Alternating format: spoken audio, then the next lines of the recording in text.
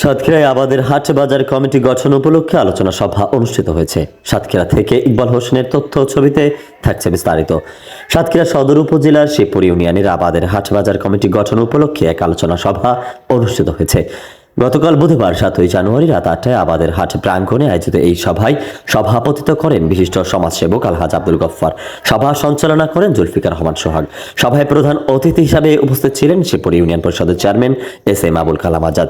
বিশেষ অতিথি হিসাবে বক্তব্য রাখেন বাংলাদেশ জামাতে ইসলামী শিবপুর ইউনিয়নের 8 নং ওয়ার্ড সভাপতি মাওলানা মাসুম বিল্লাহ, শিবপুর বিএনপি সভাপতি তাজমুজ্জামান, জনকল্যাণ কিন্ডারগার্টেন প্রধান শিক্ষক রামজুজ্জামান এবং সাতক্ষীরা সিটি কলেজের প্রভাষক আমিনুল এহসান সহ অন্যান্য গণ্যমান্য ব্যক্তিবর্গ।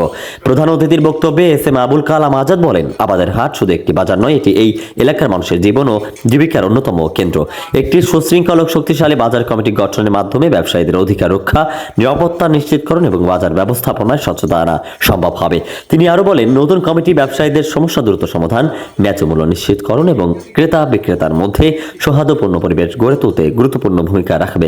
বিশেষ অতিথির বক্তব্যে মাওলানা মাসুম বিল্লাহ বলেন, বাজার একটি সমাজের অর্থনৈতিক প্রাণকেন্দ্র। এখানে ন্যায়, সততা ও শৃঙ্খলা বজায় থাকলে ব্যবসা যেমন সম্প্রীতির হবে, তেমন মানুষের আস্থাও বৃদ্ধি পাবে।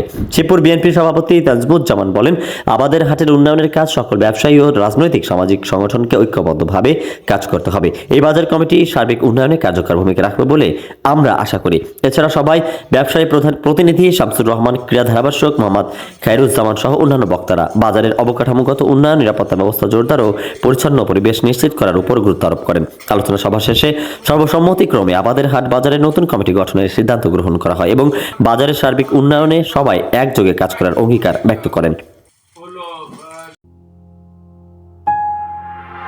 গাংচিল টিভি, সত্য প্রকাশে অনুসন্ধানী চোখ।